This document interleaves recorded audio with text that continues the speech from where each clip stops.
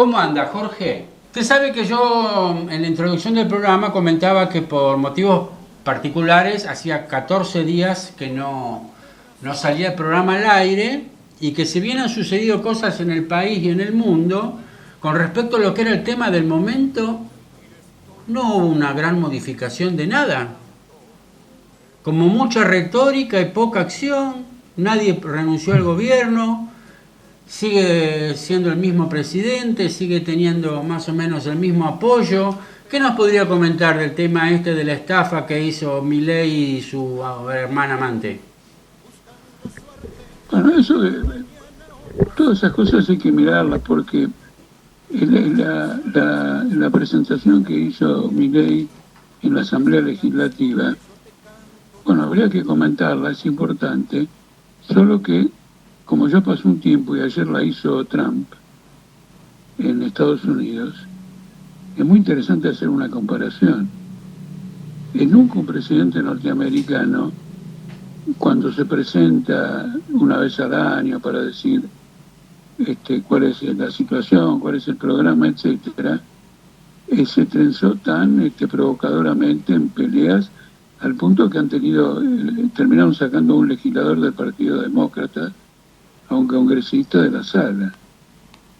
Y con Milei pasó lo mismo. Toda la escenificación fue una escenificación patoteril, porque de un lado los periodistas no podían estar, del otro lado las cámaras solo enfocaban a los congresistas que estaban con Milei para no mostrar que del otro lado había muchas bancas vacías, y después todas las galerías estaban como en una final de fútbol, con las hinchadas, con la diferencia de que acá, bueno, con la diferencia no, tanto en el fútbol como con Milei, solo entran las hinchadas locales.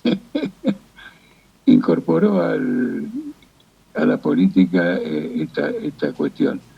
Eso trasunta una metodología que pretende llegar a crear en el país un estado de excepción, un estado donde el Poder Ejecutivo decide lo que bien le parezca y se termina con ciertas normas fundamentales de la democracia, de la organización del Estado. Lo mismo ha ocurrido con Trump. Milei en un solo decreto, el del 70-23, metió como no sé cuántas, decenas y decenas de leyes, y eso es lo que hace también Trump allá con las órdenes ejecutivas, que es como llaman a los decretos. Esa era la facultad del presidente de emitir decretos. Entonces, cuando en el mundo se está desarrollando una guerra de alcances amplísimos, saber que los que encabezan esas guerras están regimentando la vida política de sus países y que nosotros tenemos una situación política en que este presidente hace lo mismo. Esto es lo que explica que Santiago Caputo, el asesor, entre comillas, de Milei, fuera a buscar a Facundo Manes para atacarlo. Este clima de violencia. Y ese es el clima de violencia que tratan de crear los gobernadores. Ya la gendarmería ahí en Salta mató un bagallero, y quieren alambrar. Se ha reprimido muy fuertemente una huelga también en Salta, al lado de Orán, en una ciudad que se llama Hipólito Yrigoyen, donde se encuentra el ingenio El Tabacal. Algo similar, no tan grave como Tabacal, ocurrió en Ledesma. Entonces se va conformando un cuadro de reacción política que hace que estas cosas no puedan decirse que marcamos el paso en el mismo lugar. En particular, después de la estafa, porque cuando a un presidente lo agarran con las manos en la masa en una estafa, y la reacción de él es esta que yo he descrito, y bueno, quiere decir que es más acentuado, porque en lugar de rendir cuentas de los actos de él, está dispuesto a lo que sea para salvar su gobierno, su presidencia, su política. Por otro lado, él en el discurso dijo algunas cosas que son importantes, siempre en un tono provocador y represivo. Y curiosamente, en el caso del Banco Central, hizo un anuncio grave porque el que dice que hay que destruir el Banco Central anunció que lo va a recapitalizar.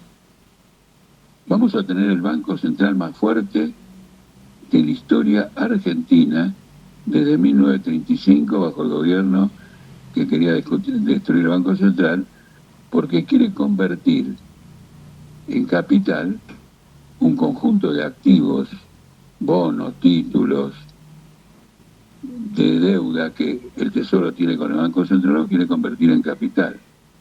Entonces, el Tesoro va a tener que cobrarnos más impuestos, bajar gastos, etcétera, para reunir el dinero para comprar esos títulos y que Milei transforme esos títulos en capital del banco. Entonces, un destructor del Banco Central anuncia, y nadie se dio cuenta, la recapitalización del banco. Fuera de otras cosas sobre esto, que a mí me interesan mucho, inclusive me apasionan, porque toda esa deuda que el Tesoro tiene con el Banco Central ya está liquidada hace mucho tiempo y es por una cifra absolutamente descomunal, son 70.000 millones de dólares.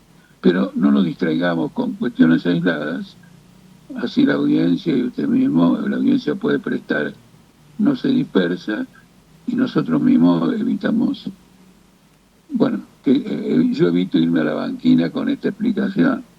Por lo tanto, me parece importante, hay que verlo todo con relación al mismo Trump y a la política del imperialismo en general, porque le adelanto dos noticias que me parecen muy importantes. Él terminó metiéndose en el canal de Panamá. Sí. ¿Se metió? ¿Qué hizo? Llamó al jefe del principal fondo de inversión o de cobertura del mundo, alguien que estuvo acá con Macri, acumuló una gran cantidad de deuda, después tuvo roces con Kicillof y con Martín Guzmán, tiene su dinero en casi todas las empresas principales del mundo, especialmente en aquellas que fabrican chips o semiconductores, y le ordenó que compre todas las tenencias de un grupo de Hong Kong en puertos, no solo en todos estos puertos que esta empresa construyó en Panamá, sino también puertos en Polonia y probablemente puertos en otros lados. La transacción total es por unos 23.000 millones de dólares. Entonces él dice que va a recuperar el canal de Panamá y recuperó el canal de Panamá. Ojo al piojo. Y anoche en el discurso dijo algo muy importante. Dijo que Biden le robó plata a los norteamericanos porque para atraer a las empresas del exterior de Estados Unidos le ofreció un subsidio.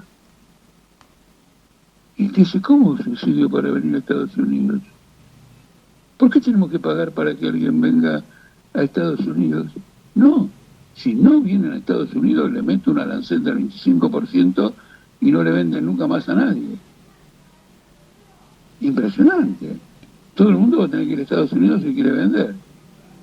Y esto ya es la conformación, los primeros eslabones, algo que ya era muy difícil siquiera imaginar que ocurriría de lo que fue la economía hitleriana, salvando la distancia del tiempo y el tamaño de los países, en donde la dominación económica territorial se imponía sobre la dominación estrictamente financiera.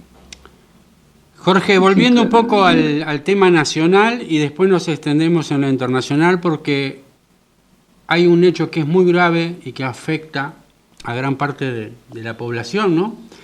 Que es el tema de que se acaba el tema en el tema de las jubilaciones. Es decir, acá son 30 años los aportes necesarios para acceder a una jubilación ordinaria. Pero, por ejemplo, en el caso de las mujeres, el 90% no cumple esos requisitos, el 9 de cada 10, y dependen de las moratorias, y las moratorias parece que es definitivo ya que dejan de regir.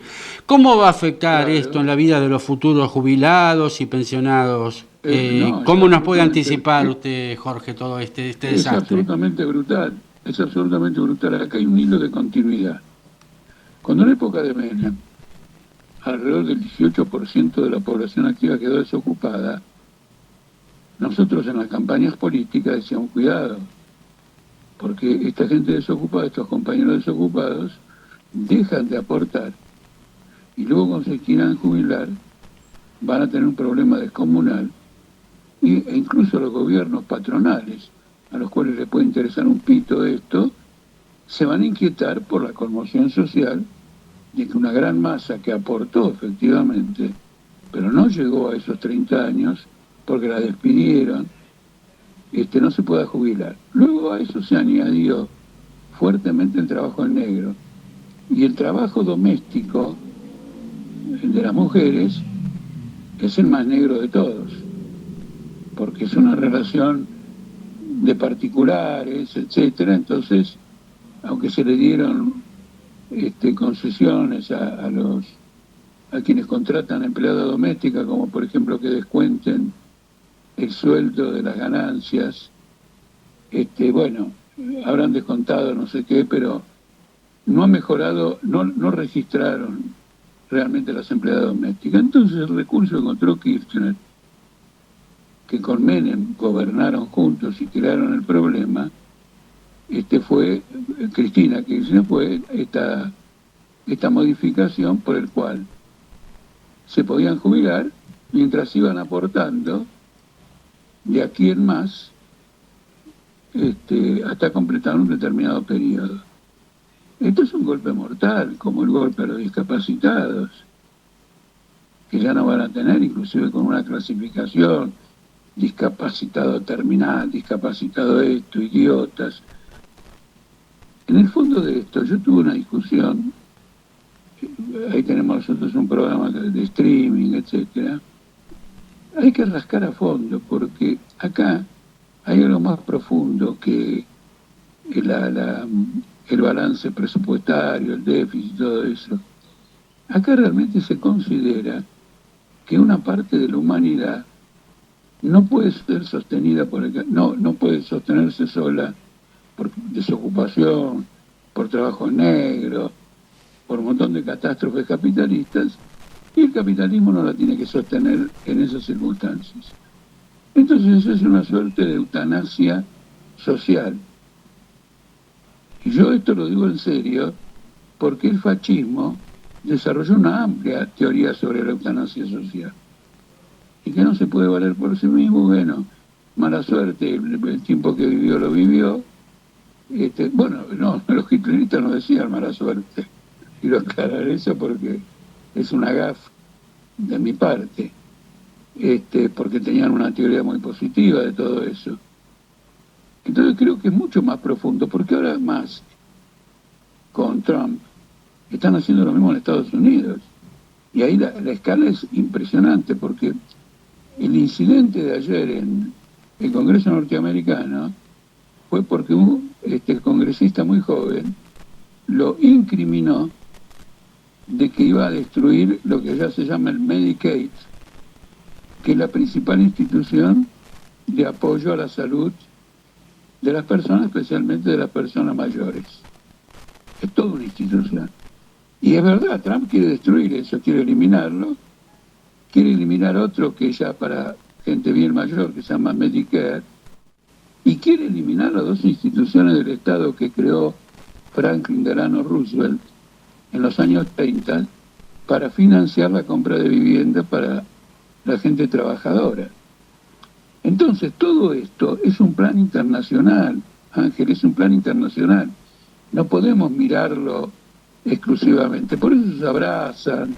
Usted tocó un tema recién que yo le iba a preguntar después, porque también es un tema que no ha tenido gran trascendencia, pero ¿es casual esto de que haya utilizado palabras que ya no se usan hace 40, 50 años en el tema de las pensiones de discapacidad, de débil mental, de idiota, que son palabras que son insultantes y que ya habían dejado de usarse? ¿Esto fue un error? ¿Es una casualidad o forma parte de un plan, como usted dice, para que toda persona que no produzca quede fuera del sistema. ¿Cómo lo ve usted, Jorge? No, yo creo que tenemos que considerarlo en estos términos. Le explico por qué. Porque tenemos antecedentes históricos. Si yo no estoy soñando ahora de noche, tenemos antecedentes históricos. Esto fue una política, el fascismo aplicó en Alemania conscientemente este tipo de política. Ahora, que a mí me la disfracen en nombre del déficit fiscal, no me interesa que se la vayan a contar a sus amigos eso, porque la consecuencia es que hay una parte de la población que no va a vivir lo que podría vivir en las condiciones actuales, o lo va a hacer muy mal. Y le quiero advertir que Estados Unidos es uno de los países más principales, ¿no? No digo principales poquitos, principales en un sentido amplio. Argentina, Brasil estarían ahí, la India, etcétera, donde la expectativa de vida ha bajado. La atribuyen en gran parte al problema de las drogas. Pero de una u otra manera, es un país el más avanzado desde el punto de vista tecnológico, y en el país más avanzado tecnológicamente, el capitalismo ha hecho disminuir la expectativa de vida. Es fantástico. Si alguien no ve aquí lo que es el capitalismo, está ciego de remate, y no por eso le quitamos ningún subsidio, pero está ciego de remate. Entonces no hay una... porque si usted mira una cosa, vamos a tomar otro ejemplo. ¿Por qué se llama capital humano lo que era un ministerio de asistencia social? Se la cantó de entrada. No vamos a asistir a nadie, y los seres humanos van a sobrevivir en la medida en que funcione como un capital, que rindan. Para mi ley, el concepto de fuerza de trabajo es repudiable. Un obrero es un capitalista que explota su sabiduría o su especialidad o el adiestramiento que recibió, su destreza. No es una fuerza explotada, está a la misma altura que más. Si lleva adelante su destreza bien lejos, quizá algún día llegue a ser como más. Y estos que hicieron la estafa con Milei pertenece a esa gente que dicen, bueno, yo soy un capital humano, no tengo un mango, me voy a asociar con otros sinvergüenzas como yo y vamos a hacer este tipo de estafas. Y esto es lo que rodea a Milei. Y esa gente está bien. Es muy superior a esa gente estafadora que un obrero, es muy superior. ¿Por qué? Porque esta gente estafa, etcétera, etcétera, desenvolvió sus recursos, su destreza, etcétera, y está con un buen dinero encima.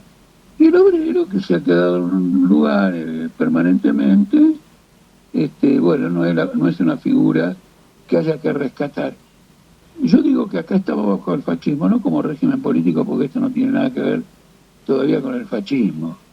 Estamos con el fascismo por los valores que se desarrollan en la propaganda política. Y cuando se desarrollan esos valores en la propaganda política, es porque se quiere cambiar la política en el sentido de esos valores, la sociedad en el sentido de esos valores, y finalmente todo eso, al final, es fascismo. Usted sabe que yo le comento esto, que es como un ejemplo, y puede no tiene mucho que ver con una entrevista, pero justo me vino a mi cabeza. Yo tengo una amiga en Buenos Aires que es paciente psiquiátrica, y ella consume de modo imprescindible, por ejemplo, drogas como la risperidona, que es un antipsicótico. Bueno, y el tema que hace poco tuvo esa entrevista para obtener una pensión por discapacidad que le corresponde, porque hace 20 años que es paciente psiquiátrica, y se la rechazaron porque no le daba el promedio.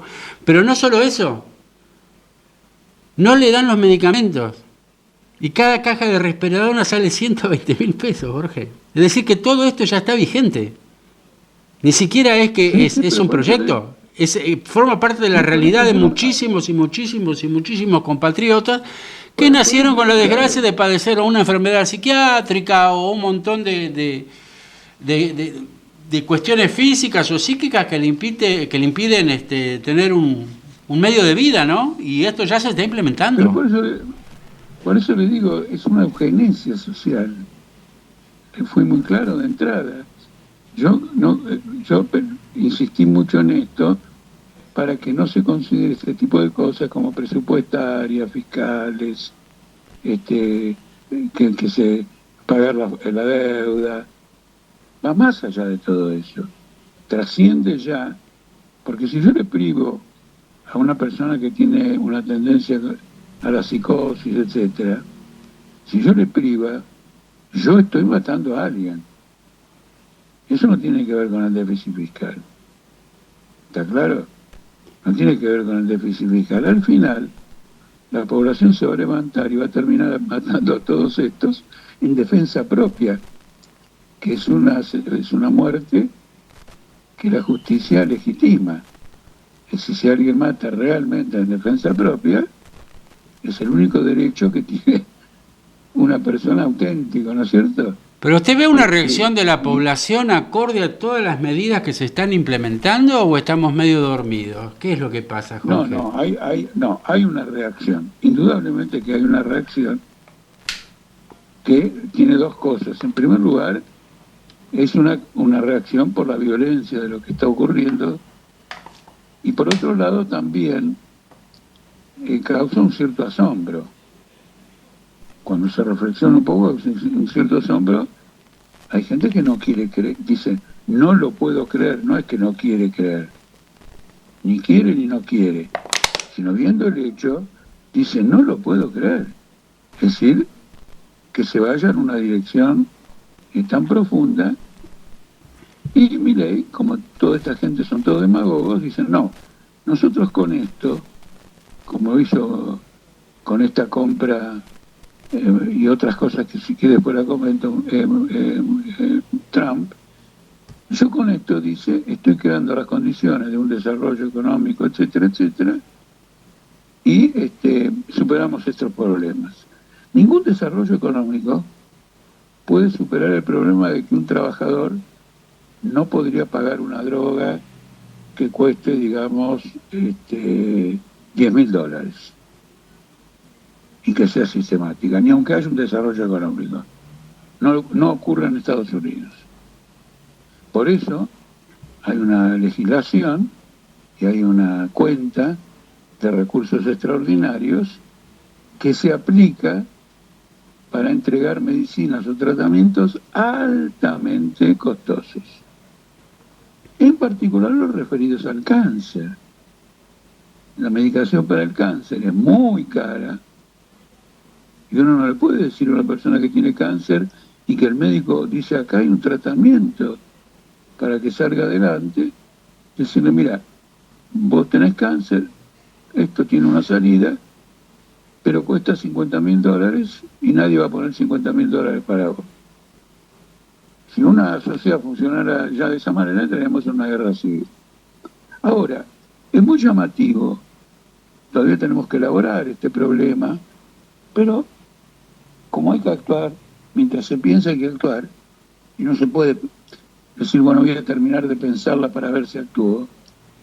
Es muy llamativo que el otro día, el 1 de febrero, las diversidades sexuales llamaran a una movilización y eligieran marcha contra el fascismo. Porque uno pensaría que tienen otras consignas, viva la diversidad, contra la represión a la diversidad, etcétera. Le pusieron todo eso, lo cual es significativo, pero después lo significativo es que el colectivo de diversidad sexual no tiene las condiciones para reunir gente que vaya de Congreso hasta Plaza de Mayo. Por lo tanto, los que no pertenecen a ese colectivo fueron en masa. Nosotros estamos proponiendo que con las mismas consignas de esta movilización se marche el sábado en el Día Internacional de la Mujer y se marche el 24 de marzo. ¿No es cierto? Ahora, ya que estamos en esto, permítame decirle algo que no quiero que se escape. Kicillof declaró ilegal la huelga docente, con el argumento típicamente gorila de que los únicos que pueden declarar una huelga son los sindicatos, es decir, la burocracia, es decir, su amigo Baradel, porque el miércoles, hoy 5, hubo un paro docente, impulsado por distintas seccionales.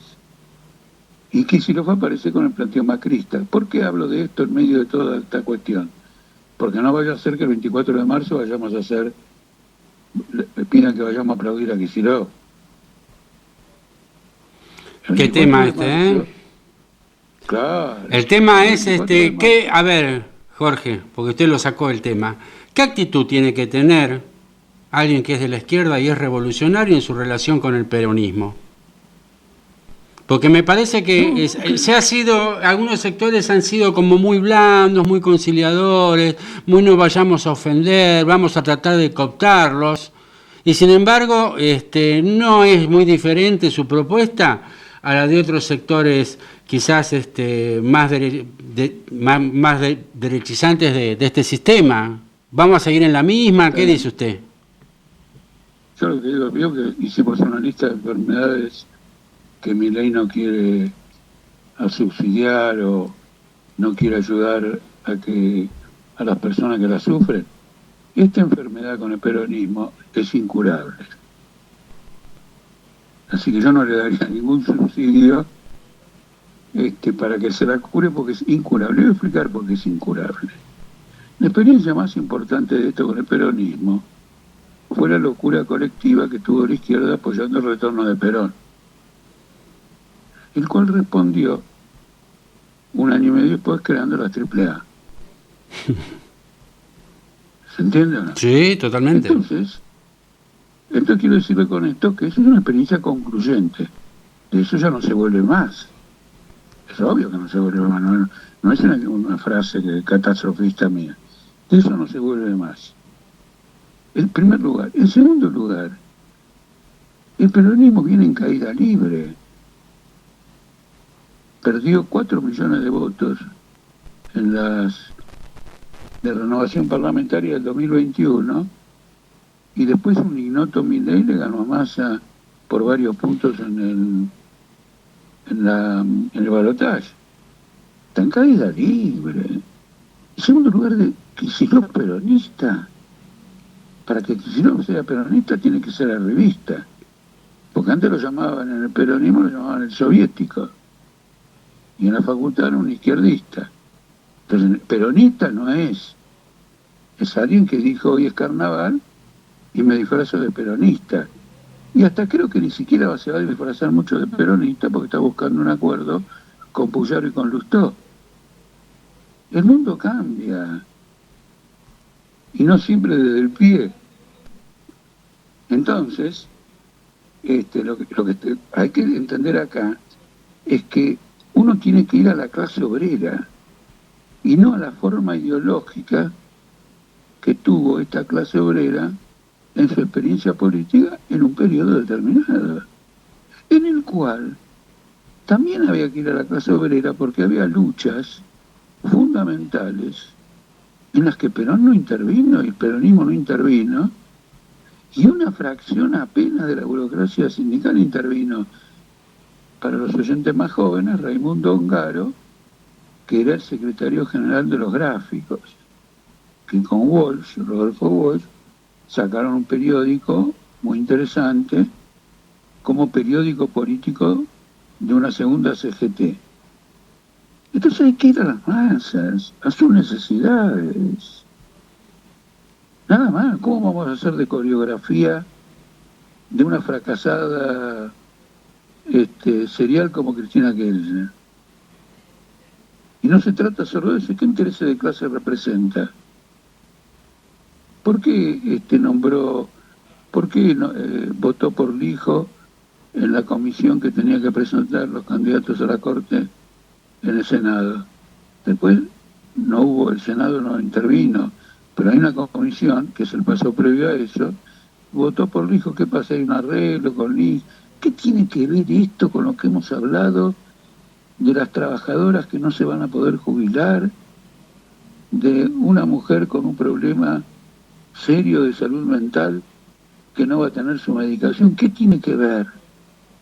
Entonces uno tiene que ir con este lenguaje, que usted tiene también, la medicación, la salud, la jubilación, etcétera, y mostrar que el capitalismo es una fuente de miseria, es una fuente de guerra.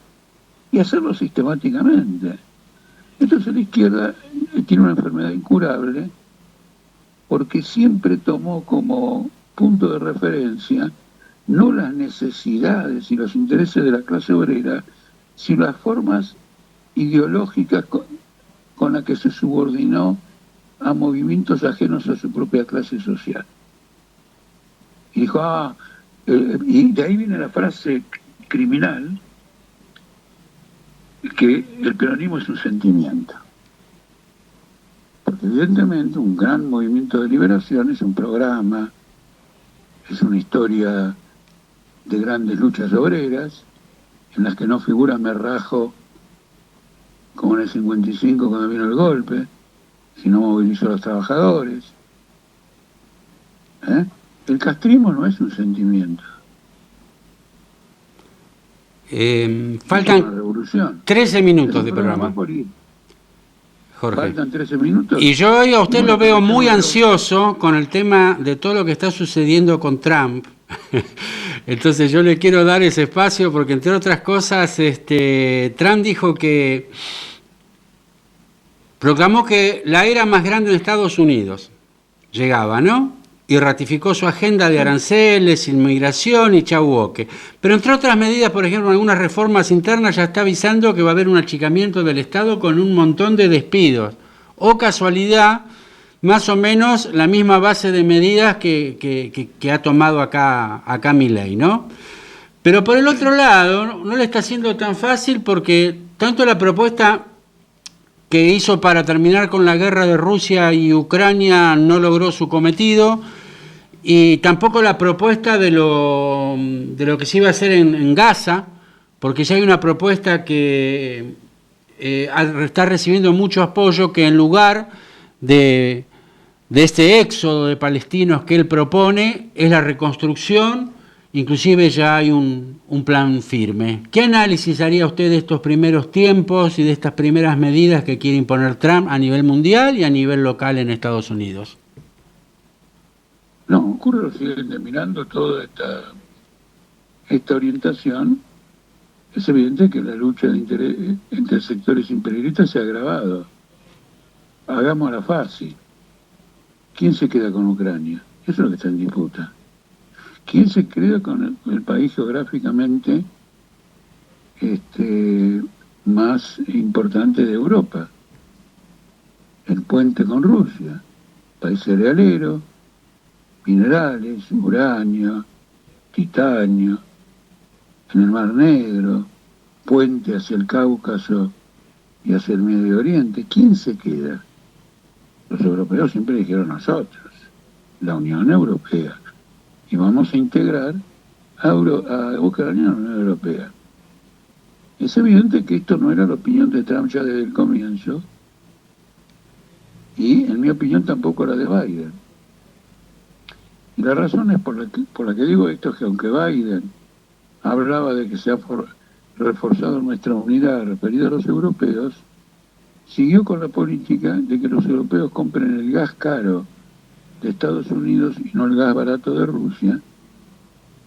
Y cuando digo caro quiero decir 5 veces más caro, 500% más caro, factor que ha hundido a la industria alemana. Y Biden sabe o no sabe que si tiene que pagar el gas Bayer, tiene que pagar el gas más caro, Volkswagen, Audi, Mercedes-Benz, lo va a hundir a todos. Bueno, Audi se fue ya, totalmente. Volkswagen está cerrando plantas. Entonces es evidente que desde el comienzo esto ha sido una lucha de los capitales norteamericanos, del imperialismo norteamericano, por Ucrania y también por el dominio de Europa. Por otro lado, Rusia no solo considera, digamos, geopolíticamente muy importante Ucrania, sino que también la considera, como ya la consideraba el zar hace tantos años, un país con todas estas riquezas y estas cuestiones, y ya la consideraba Polonia, que ocupó Ucrania, o por lo menos una parte de Ucrania, entre las dos guerras durante bastante tiempo, y ya en el pasado más antiguo la ocupó por entero. Es decir, Ucrania siempre ha sido Es así. Y la palabra Ucrania quiere decir país de frontera. Ahora Rusia no está sola. Rusia con China y las ex repúblicas musulmanas o asiáticas de la URSS forman lo que se llama el Consejo Euroasiático, que es el espacio económico más importante del futuro. Por lo tanto, el asunto tampoco es solo Ucrania. Atrás de Ucrania es el tema de Rusia. Este es el gran enfoque ante una crisis mundial muy aguda y una pelea de imperialistas por mercados, en donde hay una fracción capitalista que ha subido mucho, desplazando a las más antiguas. Me refiero a estas tecnológicas, que tienen una capacidad de expansión extraordinaria, de algún modo trabajan con todas las industrias del futuro y han desplazado en importancia histórica a la industria automotriz, no le digo a la textil, etcétera. Yo me acuerdo cuando era chico, lo que me llamó la atención cuando alguien dijo que lo que es bueno para la General Motors es bueno para Estados Unidos. ¿Qué General Motors? A nadie le preocupa más la General Motors. Ahora está en la Silicon Valley. Es un nuevo sector. Por eso está este hombre Musk. Y la lucha es muy fuerte porque son los grupos principales y sin estos grupos principales ningún Estado se puede sostener y esta gente no quiere pagar impuestos porque entiende que tiene que reordenar la economía mundial en función de nuestras nuevas industrias. Entonces hay una lucha interimperialista en todos los sentidos y esta lucha interimperialista se va a agudizar, porque lo que yo conté al principio, de que la fábrica más importante de semiconductores del mundo, que se encuentra en Taiwán, Trump le dijo, si te venís a Estados Unidos, no te pongo aranceles. Si no venís a Estados Unidos, te meto aranceles. A Taiwán, no a China, a Taiwán. El día que esa empresa se vaya de Taiwán y si están en Estados Unidos, Xi Jinping se la ocupa en bote a Taiwán. Porque lo único que le interesa a Estados Unidos de Taiwán es esa empresa, que es realmente una cosa absolutamente extraordinaria. Entonces acá, de parte de lo que se insinúa de parte de Trump, es un intento de armar un arreglo transitorio con Rusia, dado que fracasó en la guerra en Ucrania, y que Rusia acepte que Estados Unidos le imponga a Ucrania un tratado de explotación de minerales por compañías norteamericanas, lo cual la convierte a Estados Unidos en el principal ocupante de Ucrania, no Rusia. Por lo tanto, yo discrepo respetuosamente, porque la gente que opina en forma diferente estudia los problemas, muy bien. Yo discrepo con los que dicen que acá hay una victoria de Rusia o una victoria de Putin, de ninguna manera. Es tan grande, la derrota es importante porque habiendo logrado por las armas ocupar una parte del territorio, lo que no andaba acá no eran las armas, era la política. Rusia no tiene las condiciones de gran potencia, así que no puede dominar absolutamente nada, porque no le ofrece a ningún país del mundo una perspectiva. En cambio, Estados Unidos, eventualmente Alemania, grande China, China acá hizo las centrales nucleares, las empresas que están en la Patagonia, le compra la soja a la Argentina, tiene una base de estudio, un observatorio de estudio del espacio, es alguien que mueve el amperímetro. Ahora, entonces hay una situación extremadamente violenta porque esta política imperialista Trump la aplica dentro de Estados Unidos, porque quiere eliminar a sus rivales. Y va a ser una guerra por un gobierno despótico. Prácticamente está haciendo todas las cosas sin consultar al Congreso. Ahora, lo que yo iba, no, porque no logró imponer el alto el fuego en las condiciones que quería Trump. Entonces, ante esto, ¿qué es lo que hace? Congela el suministro de armas a Ucrania. ¿Cuánto puede durar Ucrania sin este suministro? Porque algunas son estratégicas y algunas son imprescindibles. ¿O va a ser una carnicería eso? ¿Cómo lo ve usted? No, por supuesto, pero el alto el fuego que propone Trump probablemente sea engañoso. Porque si hay algo que Putin le dijo antes de todo, no me propongas el alto del fuego. ¿Por qué Putin no quiere el alto del fuego? Pues lo siguiente, yo estoy avanzando, lentamente, pero avanzando en la zona oriental del país, no te voy a hacer un alto del fuego para que las tropas de mi enemigo se repongan. Y Trump sabe que Putin no le va a aceptar el alto del fuego. Putin ya tiene los términos de un acuerdo. Entonces, por eso él llamó a Zelensky a la Casa Blanca para que esté a firmar el acuerdo de minerales. Después venía el alto del fuego. Es decir, primero él autorizaba a Estados Unidos a transformarse en una potencia económicamente y políticamente, todavía no militarmente, ocupante de Ucrania. Entonces, claro, en algún momento tiene que haber un alto del fuego. Pero cuando yo cambio todos los datos, otra cosa más, Putin reclama que se vaya Zelensky. Entonces, cuando se vaya Zelensky, Putin va a estar de acuerdo con un alto del fuego. Porque nadie puede pretender que se alcance un acuerdo del día a la noche. Siempre en alto. Pero los altos del fuego se hacen porque ya está escrito o pensado cuál va a ser el acuerdo. De lo contrario es perjudicial para alguien. ¿No es cierto? Por ejemplo, ahora, tomemos el caso de Netanyahu y Hamás. Netanyahu firmó un papel con Hamás, Egipto, Estados Unidos, qué sé yo, según el cual ahora empieza la fase 2.